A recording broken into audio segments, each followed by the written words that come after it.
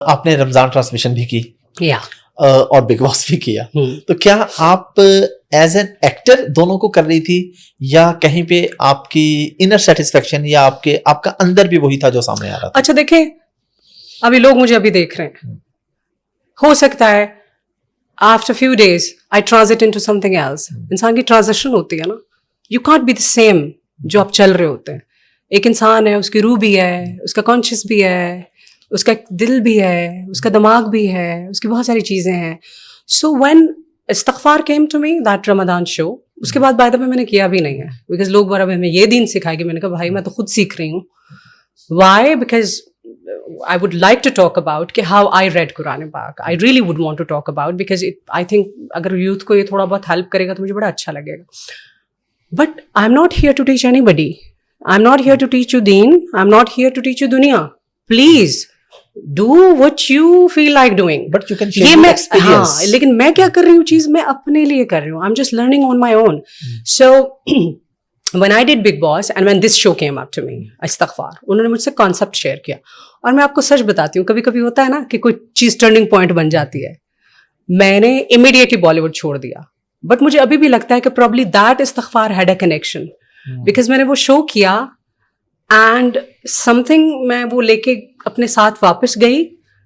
That some thing changed می.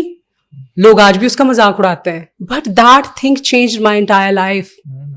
استغفار کے بعد میں نے بالی ووڈ ہی نہیں کیا, بٹ لوگوں نے اس کا کتنا مذاق اڑایا کہ تمہیں تو حق ہی نہیں ہے. تو دا تھنگ از کہ میں وہی بات کر رہی ہوں نا کہ آپ جب زندگی گزار رہے ہوتے ہیں, آپ don't go hard on kids. جوان جو لڑکے لڑکیاں ہوتے ہیں نا, ان کو نہ سکھائیں کچھ. اللہ تعالیٰ نے صاف صاف بتایا ہے کہ ہدایت صرف اللہ کی طرف سے ہے. چاہے گا اللہ تعالیٰ, جس کو پسند کرے گا اس کو مل جائے گی, اور مل جائے گی تو آپ کو پتہ بھی نہیں چلے گا. ہو سکتا ہے اس نے ویسٹرن کپڑے پہنے ہوئے, اس کے اندر دین ہو پورا. ہو سکتا ہے اس نے گیٹ اپ کیا ہو دین کا, اس کے اندر شیطان ہو. تم نیت کیسے کسی کی دیکھ سکتے ہو؟ کون دیکھ سکتا ہے؟ اللہ کے علاوہ تو کوئی دیکھ ہی نہیں سکتا. ایک بندے کا اللہ کا کنیکشن کیا ہے؟ I have seen people in my entire life, ان کے گیٹ اپس ہیں فل دینی. آئی ہیو سین خواتین ویئرنگ برقاز, they don't know how to pray. I have seen modern girls قرآن پاک کے حافظ ہیں. آپ کسی کی لکس پہ کیسے فیصلہ کر سکتے ہیں؟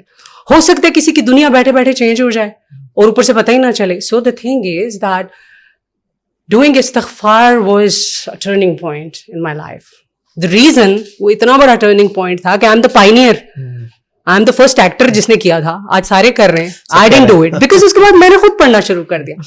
And why I would like to talk about کہ back in 2013 when my life changed and I took a turn, تو آپ کو یہی لگتا ہے نا کہ بس آپ نا اچھے بن جائیں, سر پہ دوپٹہ پہن لے اچھے بن جائیں. نو, اٹس ناٹ لائک دیٹ.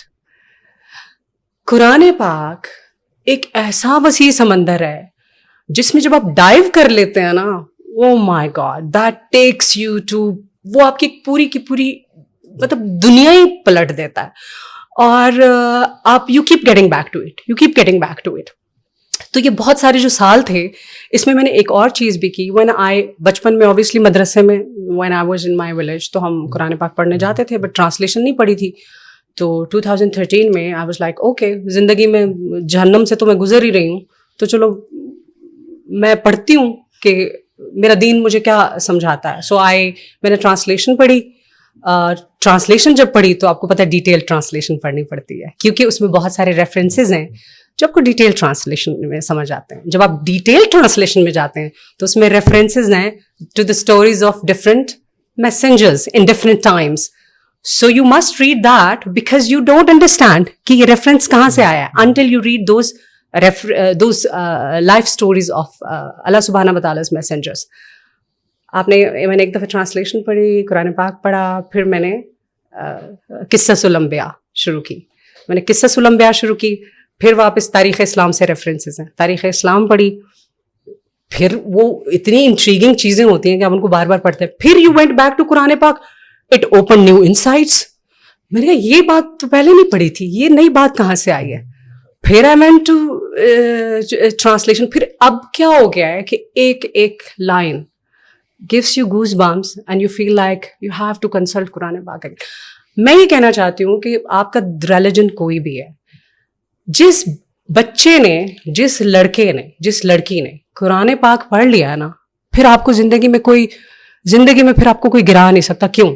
आपको पता है कि आपने अपनी जिंदगी कैसे गुजारनी है, पेरेंट्स पे क्या हक है, आपका लाइफ पार्टनर क्या होना चाहिए. बहुत सारी शादियों में लोग हैं, आपको पता है if a man doesn't do naan नफका for a woman, वो तो शादी ही मकरूह होती है. आपको उसमें अपने हकूक और फराइज का ख्याल रखना है. आप हकूक फराइज पूरे नहीं कर रहे हैं तो वो चीज उस क्राइटेरिया के अंदर फिट इन नहीं हो रही है. आपको अग्रीमेंट्स कैसे करने हैं, आपको दुनिया में कैसे जीना है, आपको किस बात पे खड़े होना है, आपको किस बात पे खामोश रहना है, आपको कब सब्र करना है.